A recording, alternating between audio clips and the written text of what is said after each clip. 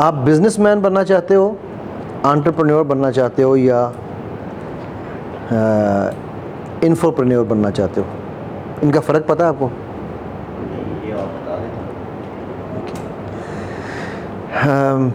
बड़ी सिंपल, अगर ब्रॉड आसान लफ्ज़ों में बताऊँ ना आपको मैं, तो जो बिज़नेसमैन है ना वो क्या करता है, जो बिज़नेस को एग्जिस्टिंग ऑफर्स एंड प्रोडक्ट्स के साथ लगाता है। मसलन आपने ये पेन, ये मार्कर बेचने हैं, आप सिंपल क्या करोगे, आप जो ये अब ये काम इस वक्त कर रहे हैं, कपड़ा लिया, रॉ थान लिया आपने उससे फैक्ट्री से, और उस थान को जाके आगे बेच दिया, उसमें अपना आपने डाली ट्रांसपोर्ट डाली और बिजली पानी का खर्चा डाला, ऐसे ही कर रहे हो, और उसके ऊपर अपना एक प्रॉफिट डाला। ठीक, ये है बिजनेसमैन का काम, कि उसने ये देखना है कि यार मेरे लगने कितने हैं और उस पर मुझे कमाने कितने हैं। 10% 15% कितना प्रॉफिट रखते हो आप? तकरीबन कपड़े के हिसाब होता है 10 रुपये गाज, 15 रुपये गाज, होलसेल का है ना। ठीक है, चलो 10 रुपये 15 रुपये गाज हो गया, नहीं वो रफली रफ बात हो रही है। ठीक ना, ये बिजनेसमैन ने सिर्फ यही काम करना है। अच्छा, फिर वो सेठ है, सेठ ही कंपनियों में जो लोग काम करते हैं उनको इस बात का बड़ी अच्छी तरह अंदाज़ा है कि वो सेठ की मर्ज़ी है अंडा दे या बच्चा दे, ऐसे ही है ना? ऐसे ही। ठीक, सो उसने कोई वैल्यू एडिशन नहीं करनी। अच्छा, आप लोग कपड़े की इंडस्ट्री से हो सारे, तो मैं आपको उसकी अगर सिंपल वर्ड्स में समझाऊँ ना इसको बड़ी आसानी से, तो आपको ये कपड़े के जो 4 सेक्टर्स हैं वो कौन कौन से होते हैं। यानी कपड़ा जो है कपास से लेके गुल अहमद की या किसी की भी स्टोर तक आते हुए वो किन किन सेक्टर से निकल के आता है कपड़ा? स्पिनिंग से, वीविंग से। सबसे पहले स्पिनिंग तो नहीं होती, सबसे पहले वीविंग होती है, नहीं पहले सबसे पहले होती है जिनिंग। जिनिंग से, जिनिंग वाला कपड़े को जब उसको कपास को जब आगे बेचता है तो वो शायद उस पर 10 रुपये 20 रुपये कमा रहा होता है, राइट? ऐसा ही है।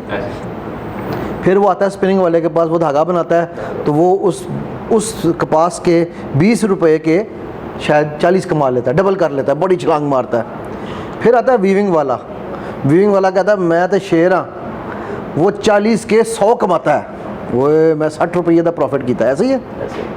लेकिन वो जब आपकी दुकान पे आता है, ठीक है, तो जो डिज़ाइन बन के जब ठप्पा लग के ब्रांड का आता है तो वो 100 वाली शायद कितने दी बिकती है? 1000 1500 नहीं जी, नहीं 900 कमा लिया। हाँ ठीक, 900 कमाया ना। क्या किया है, फ़र्क क्या है, क्यों? हालांकि काम जिनिंग वाले का ज़्यादा मुश्किल काम है, बिल्कुल ऐसे। ठीक है, इसलिए क्या है, दुकान पर रख के कपड़ा ही बेचा है ना। क्या फ़र्क डाला है उसने? उसको रिफाइन हर, अच्छा चलो मैं इसको यूँ कहता हूँ, हर सेक्टर पे जिनिंग से, कपास उतारने से लेकर दुकान तक आने तक एक चीज़ हो रही है, उसको हम क्या कहते हैं? हर बंदा उसमें कुछ ना कुछ ऐड कर रहा है, उसे हम क्या कहेंगे? प्रोसीजर है। ओके, कोई सोचें, एक बड़ा स्पेसिफिक लफ्ज़ है। हर बंदा कोई ना कोई चीज़ उसमें ऐड कर रहा है ना, इनपुट अपनी दे रहा है, तो इनपुट को क्या कहेंगे हम? उसके लिए एक वर्ड यूज़ किया जाता है। पत्थर को जब तराशते हैं तो वो हीरा बनता है, सही है? पत्थर की कोई कीमत नहीं है, हीरे की बहुत ज़्यादा कीमत है, करेक्ट?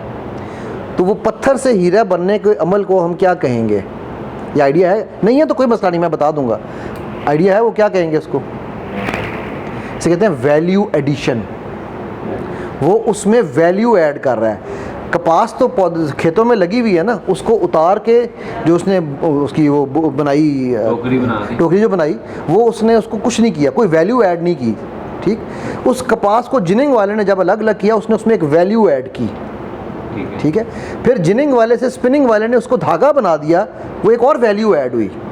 धागे के ऊपर उसने कपड़ा बना दिया, वीविंग वाले ने, एक और वैल्यू ऐड हुई।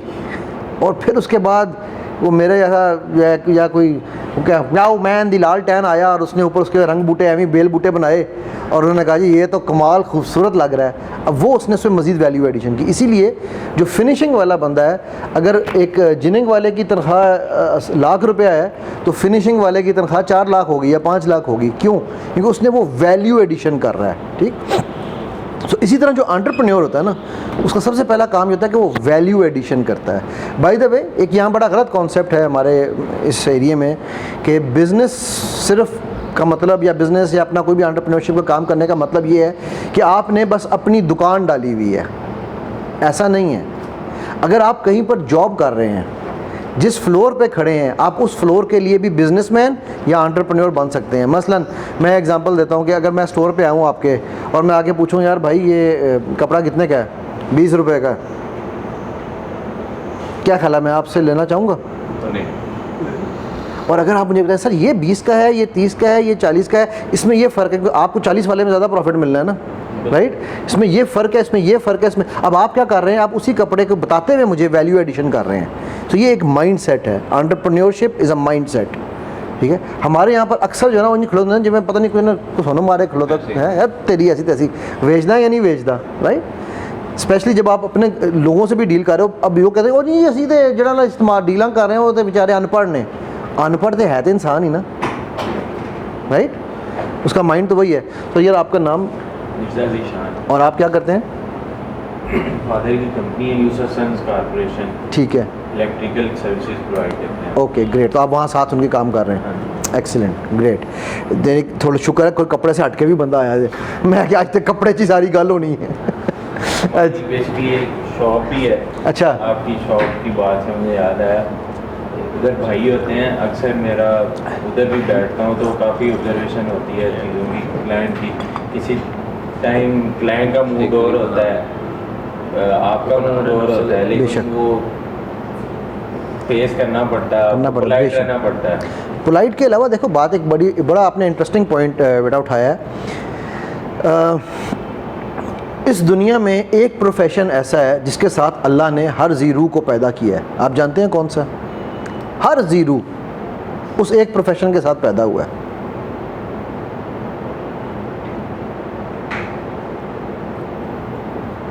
सोची पिया तो बंदा गया, मैं चुस्की लगा लूँ।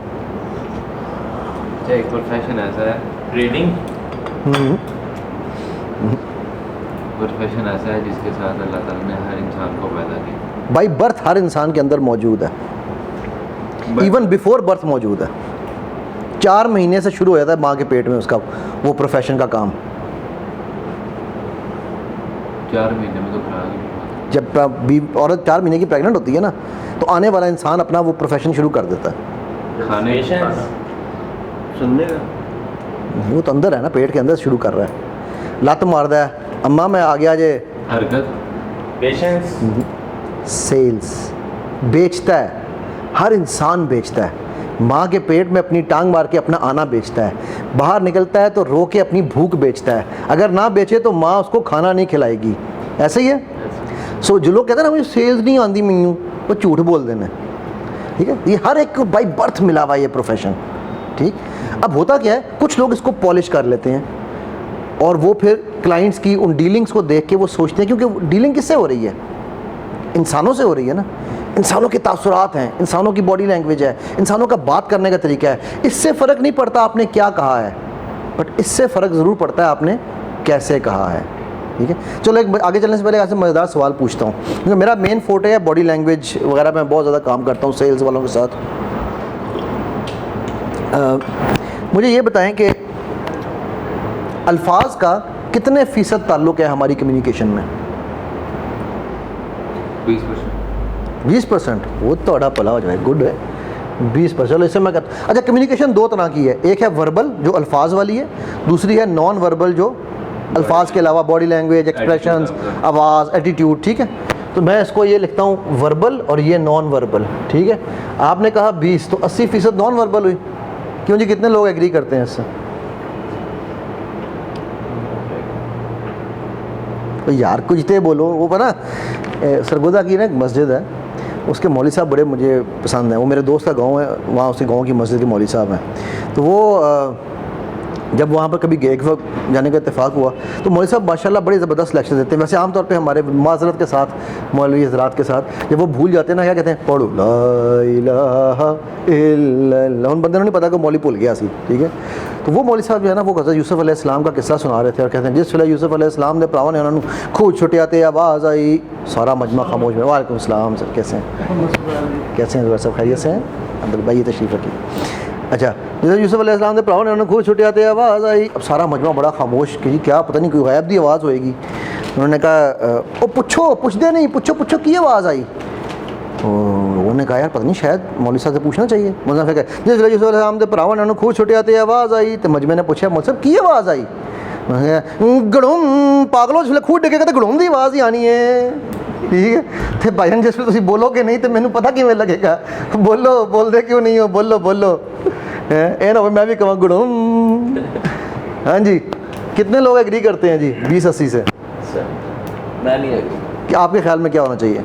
मेरे ख्याल से वर्बल जो है वो 45%। 45 चलो जी 55 गुड। और हाँ जी और कोई किड़ा किड़ा गड़ूम है?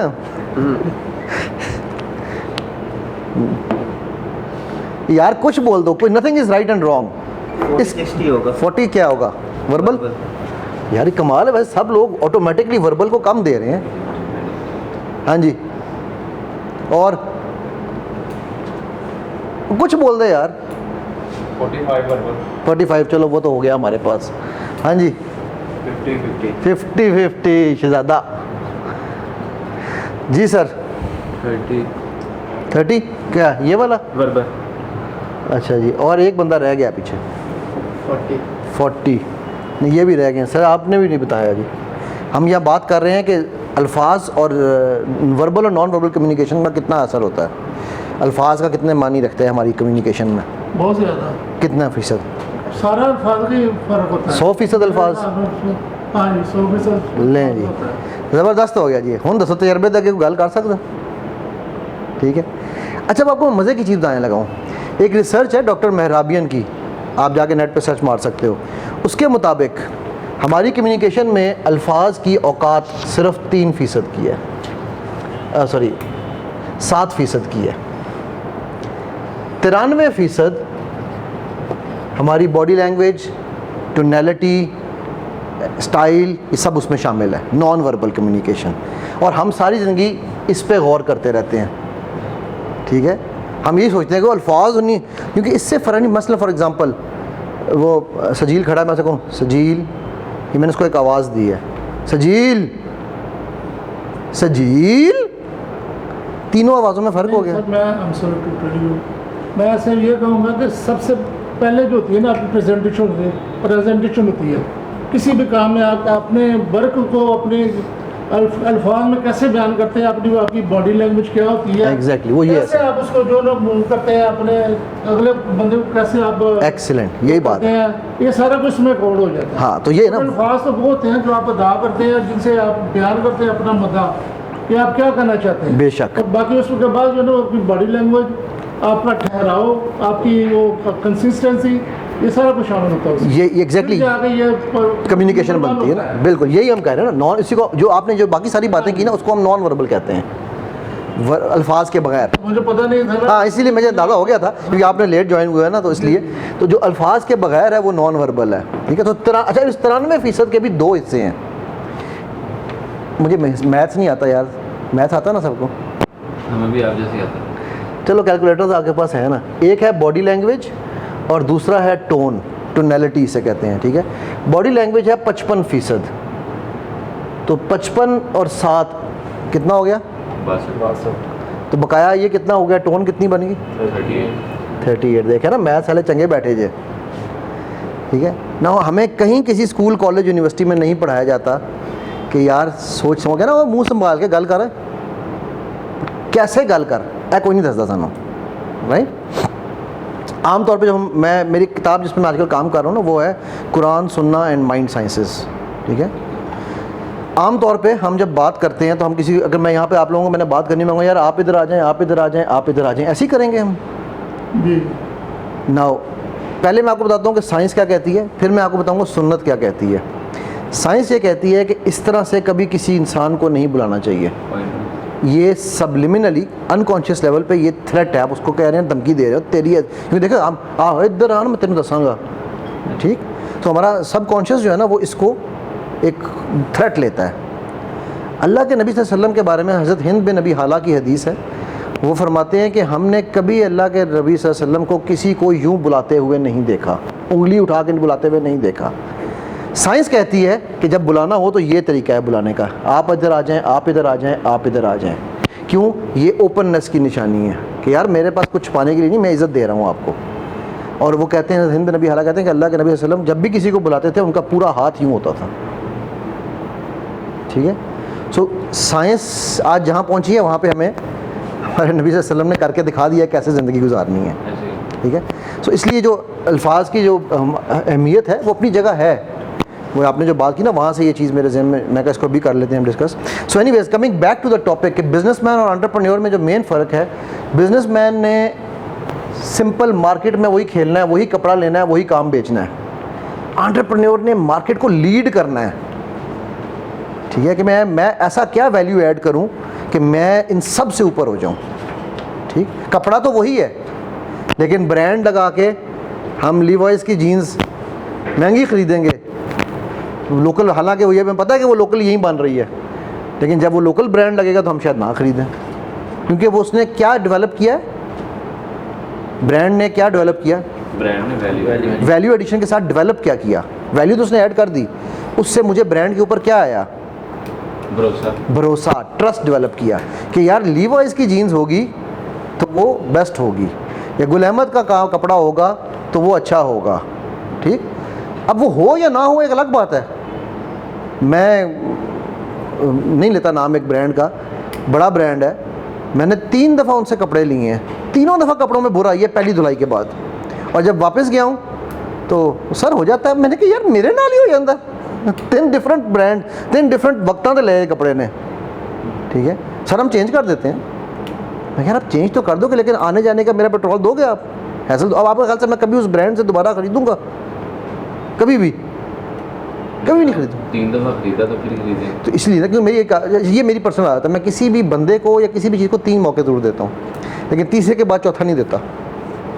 बट अगेन मुझे मेरा उसके ऊपर भरोसा ख़त्म हो गया ना, हो गया खत्म। ठीक है, अब आप उसके साथ लॉयल नहीं, अब नहीं चलेंगे। नहीं मैं उसको, जब मुझसे कोई पूछेगा यार, मैं वहाँ से मैं कहूँगा भाई ना तेरी मेहरबानी, तू ना उठो, नहीं बैड एक्सपीरियंस। ठीक, और ऊपर से वो जो रिप्लेसमेंट भी करवानी पड़ी मुझे, उसके लिए मुझे हेड ऑफिस लिखना पड़ा कि भाई ये 3 सूट हैं, 3 डिफरेंट वक्तों पे लिए हुए हैं, ये तीनों की रसीदें हैं, over a gap of 3 months लिए गए हैं, तो ये पहली धुलाई के बाद ये हुआ है और आपके पास पड़े हैं। लेकिन अगेन वो क्या है कि उन्होंने अपनी, उसके बावजूद भी लोग, हर एक के साथ शायद ये एक्सपीरियंस ना हुआ हो, मेरी शायद लक ऐसी थी, वो है ना, मेरा मोटा ये हो जाए हिल गया थी, जो कमर रह गई मेरी, तो मेरी शायद लक ऐसी थी। ठीक है, सो वो मार्केट लीडर होता है। ठीक है, अच्छा, फिर जो नेचर होती है ना बिजनेसमैन की, वो 1 + 1 2 कर रहा होता है कि मैं तार ली, ठीक है, 10 रुपए दी, ये मैं 12 रुपए दी बेची, मैंने 2 रुपये बचे बचो। अच्छा, उसको मज़े की बात है, मैं कहता हूँ, मेरा एक बड़ा मशहूर एक मैं जुमला कहता हूँ, हम लोग बड़ी गरीब कौम है।